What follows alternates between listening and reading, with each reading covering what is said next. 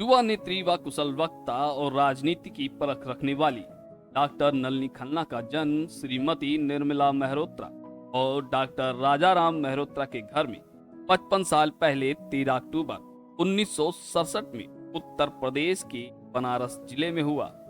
Doctor Nalini Khanna के पिता doctor Rajaram Mehrotra Kashi Hindu विश्वविद्यालय में कुलपति थे और उनकी माता श्री निर्मला मेहरोत्रा एक गृहिणी थी।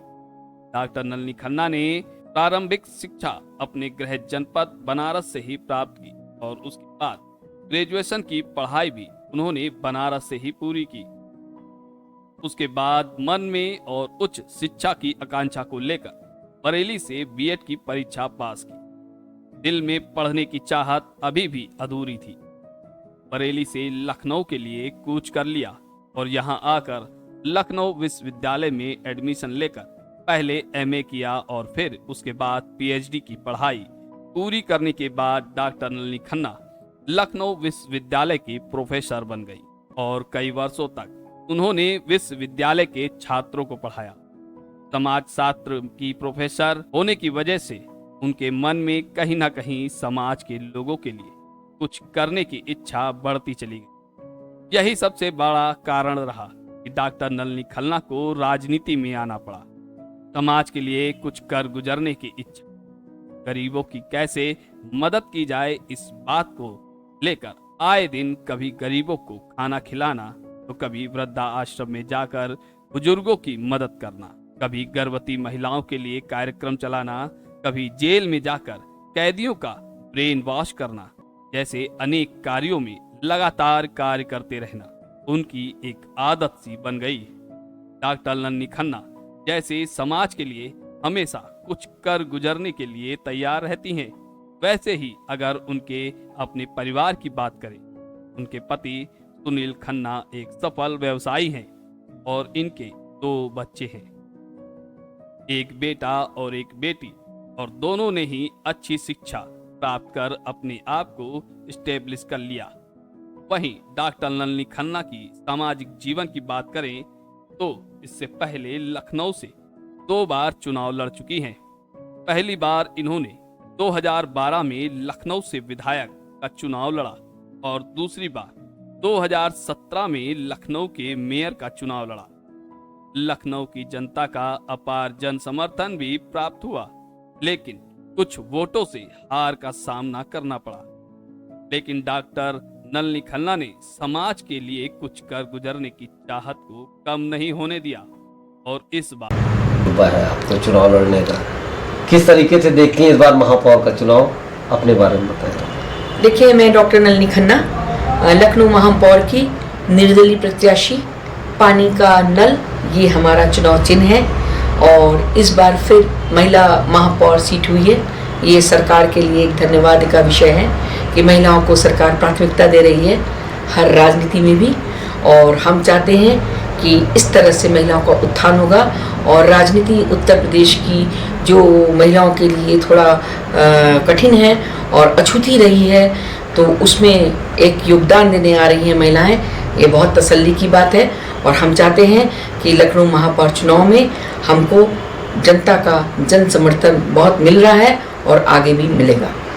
बात करें चुनाव की तो चुनाव में राजनीतिक पार्टियां बहुत सी हैं, बड़ी बड़ी पार्टियां हैं, सारी पार्टियां चुनाव में उतर रही हैं और उनका प्रचार भी बहुत तगड़े से कर रही हैं। इसको आप किस तरह देखती हैं और अपने आप को उस जगह पे कहाँ पे स्टैंड करती हैं? देखिए, हर पार्टी की अपनी विचारधारा, अपने विचार हैं और अपनी सोच है, लेकिन डॉक्टर नलिनी खन्ना का पानी का नल का जो सोच है कि 110 वार्ड में हर जगह पानी बुनियादी ज़रूरत है और बिन पानी सब सून, किसी की आंखों में पानी न हो लेकिन सबके घर में नल में पानी सुबह से रात जरूर हो। और यदि आपका जनता का मुझे सहयोग मिला महापौर पद के लिए तो मैं हर चौराहे, नुक्कड़, गली, घर और 110 वार्ड में जो नए परिसीमन बने हैं उनमें भी पानी की व्यवस्था जरूर करूंगी, हैंडपंप के रूप में, नलों के रूप में, और बिजली, पानी, साफ सफाई, महिला सुरक्षा, यही मेरा नारा। आप एक महिला हैं, आधी आबादी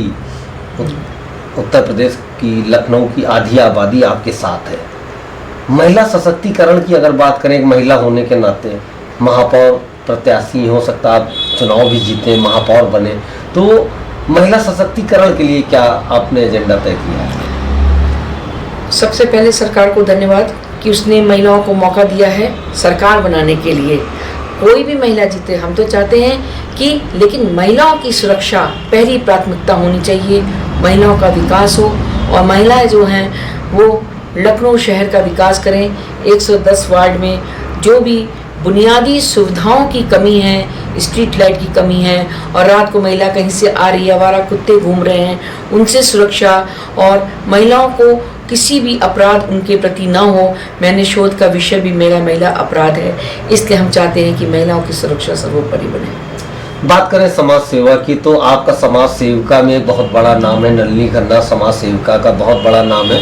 समाज सेवा की बात करें तो कैसे आपके मन में ये जागृत हुआ कि आप एक समाज सेवी बने, और अभी तक क्या ऐसा अचीव किया है जो कभी आपके दिल को छूता है कि मैंने ये किया, इससे मेरी आत्मा को संतुष्टि मिलती है? जी, मैं मनोविज्ञान समाजशास्त्र की शुरू से ही एक शिक्षिका भी रही और मेरा ये प्रिय विषय भी रहा, और मेरा पता नहीं क्यों बचपन से यही मन था और आज भी यही है कि यदि मैं किसी की आँख के आंसू को पोंछ सकूं तो वो बहुत अच्छा है, और कहीं ना कहीं ईश्वर इसको ज़रूर देता है।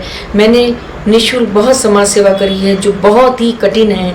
जेल के कैदियों को निःशुल्क समाज सेवा करना, उनको प्रोत्साहन, उनको प्रेरणा देना, गर्भपात क्लिनिक में काम करना, विधवा आश्रम, वृद्धा आश्रम, पागल खाने में काम करना, अनाथ आश्रम में काम करना, ये सब जितना भी मेरा काम था वो समाज सेवा के रूप में था और आज भी है, और जब तक मैं जिंदा हूँ ये मेरी एक दिल की तसल्ली का काम है और ये हमेशा होता रहेगा कि जितना मैं समाज के किसी भी तबके का कोई भी सहयोग किसी भी तरह का कर सके तो वो हम करेंगे।